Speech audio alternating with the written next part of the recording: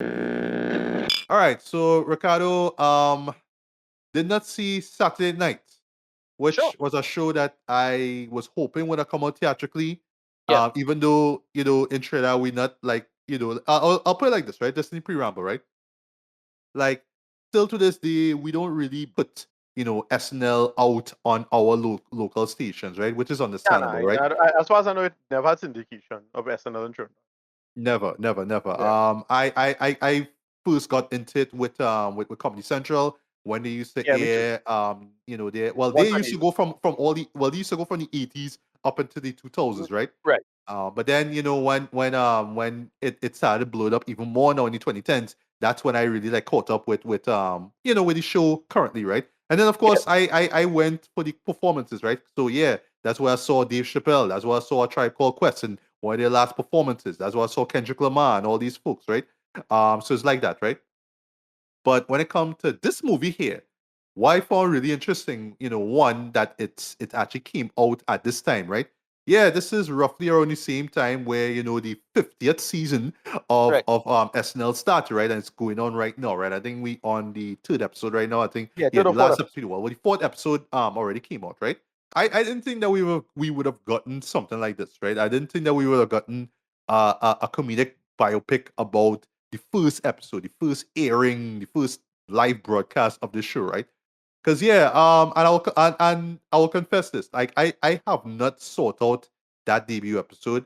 I know that if you shiver me timbers, you should be able to find it.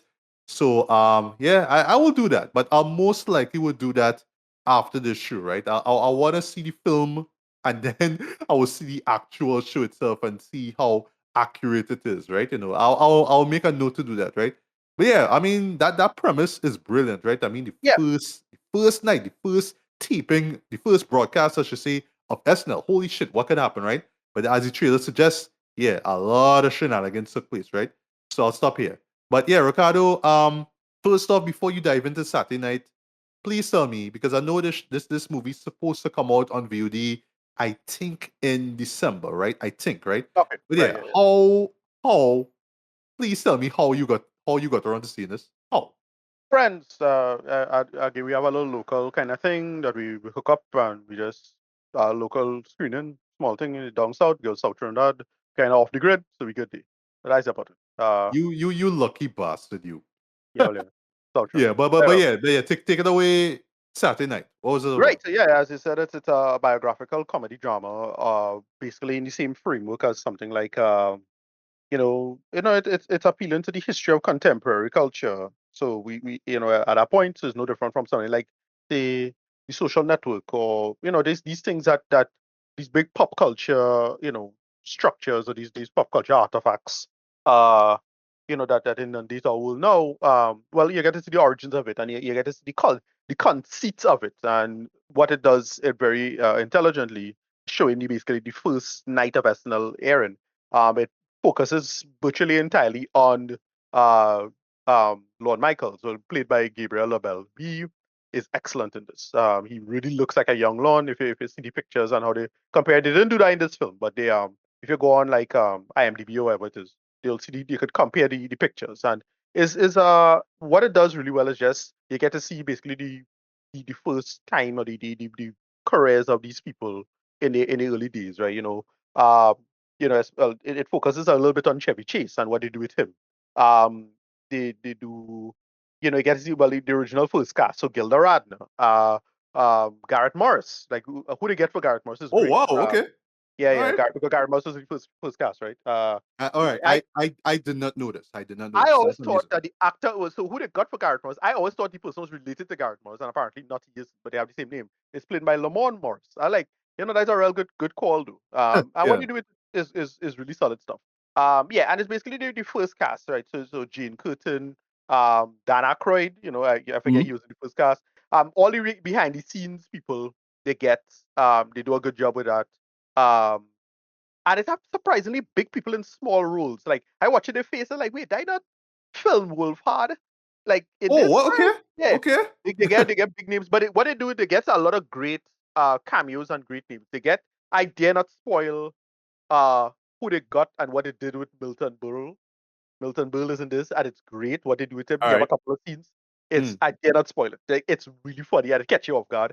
But yeah, basically the idea is they frame Lorne Michaels in a real like a kind of a hero's journey type of thing because he is really taken over from the old guard, and they do that really well. That aspect of it of him, you really many moments they frame him having to come in contact and clash with the old guard, the old aesthetic, the old way of doing things, at the time, and his style and what he want to do.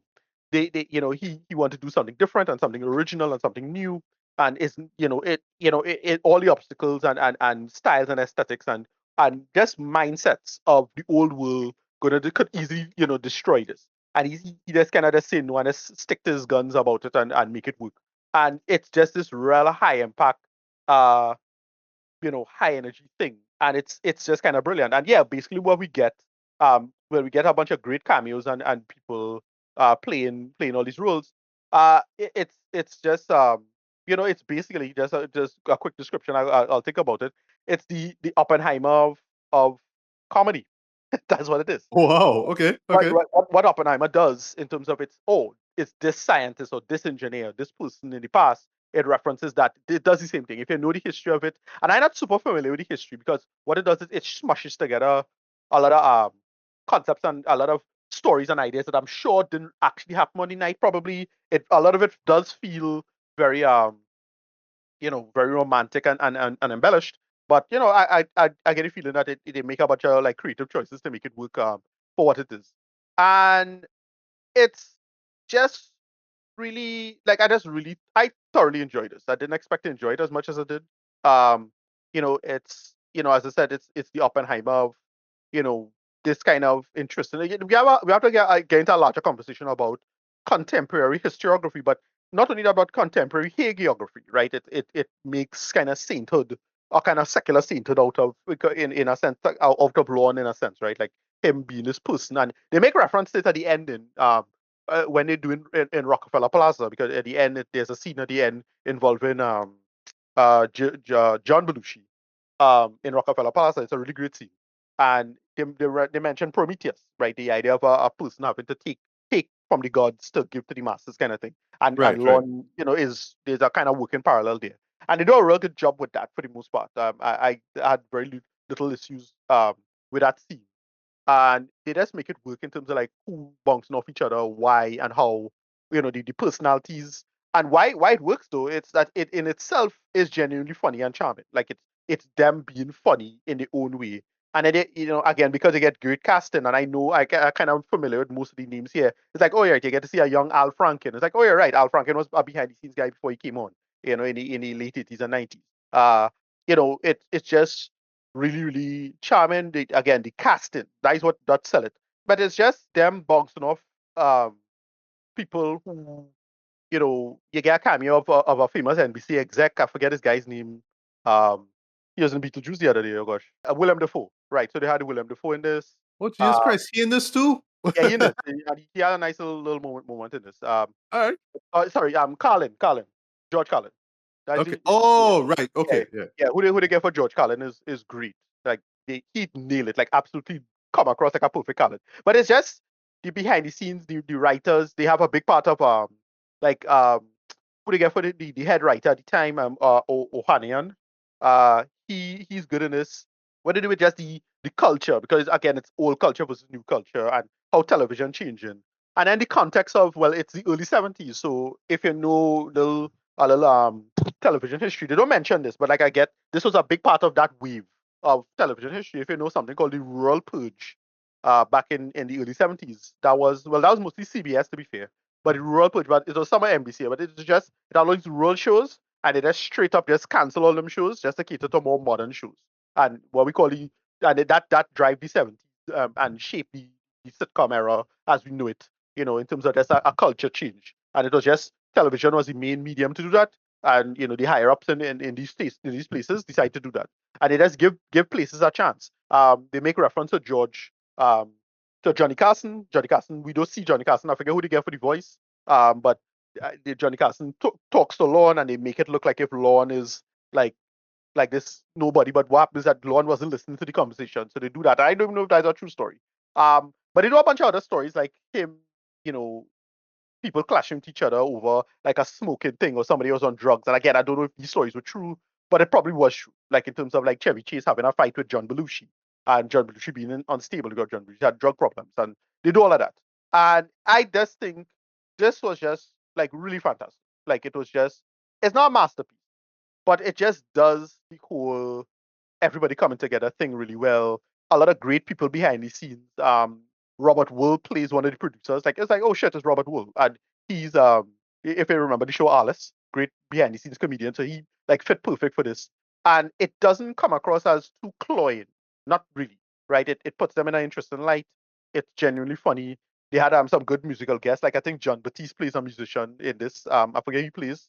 I forget which comedian he plays, but he was on the first night, and it's just an interesting aspect of American pop culture, and again the timing of it of more catering to Lorne because it is a love song, a love letter to Lorne in a sense of Lorne's struggle and what he had to go through and how he felt about it. And his well then at the time wife, but his ex-wife, um, who would have a big back and forth about um his career and how he should think about it and how she feel about it. They do little small things like how like a lot of Jewish people in the industry change their name because Lon Michaels is not his name, right? There's a appreciated name after. Much like with John Stewart. John Stewart is not his name; it's John Stewart Leibowitz. They mention his name in this, for example, stuff like that. And it just comes together really well. It's genuinely charming, really really funny, and it's probably going to make one of the best of the year. Oh yeah, John Batiste was playing Billy Preston. That was who I was trying to remember. Uh, yeah, this was good. Uh, totally recommend it. Uh, at Cassie, Cassie is a massive. It could have trim here or there for a couple things, but for the most part, it's great. Genuinely charming and a really great nice little story to tell in terms of like a homage to Lord Michaels himself. He's still kicking. He's still his ideas have a lot of still hold on to this day, and he's just that guy in that sense. So yeah, you know, yeah, loved it. Rating, I'll give it like a 8 out of 10. Thought it was excellent. Really, really comes together Nice. really well and smart, like surprisingly smart. Yeah, Jason Reitman did a great job with this direction. He nailed it. I don't like him for that Ghostbusters bullshit, but loved him for this. Pretty good in this. Yeah, pretty much the Oppenheimer of comedy. That's how I could just quickly describe it. It's really, really great stuff. I enjoyed it. Nice, nice, nice. And I can't wait to see how this new season of SNL references I don't this know if movie. I have no idea if they'll hype it up or anything like that. Like for example, it doesn't put Chevy Chase, for example, in a particularly good light. Like it does a couple things with it, but like there's a scene that just totally like shits on Chevy. Again, it also involves Milton Berle. That's all you need to know. Um, but stuff like that, right? It's these little things that, and I get a feeling because Chevy himself don't really look good in retrospect. But it does do all these little small things, and it just comes together. A lot of great scenes um puts it together in terms of the personalities and who bunks them. And you'll see a lot of familiar faces in this. Like you'll say, "Oh yeah, is that boy from what do you call it, the Paul Thomas Anderson movie in the 70s? He starred at he in this as a little side guy. Sorry, licorice Lic- pizza. Licorice Pizza, right? He was in this. He starred at he was in this. I'm like, yeah, okay. Then, I watching the face. I'm like, oh, Finn Wolfhard in this. All right, see, and it felt a lot like how Oppenheimer was just pulling stars to do a big thing, and it's that. It really felt like that. A bunch of big like people we know getting little side roles, because they want to be part of this thing. It felt like that. Again, it's the Oppenheimer of comedy. Can't say that. And I loved Oppenheimer, and I love this, so it works in that sense. Yeah, excellent. All right, nice, nice, nice. I'ma definitely check this out. Hopefully by year's end, and yeah, before we know it, may show up on my best of list as well, right?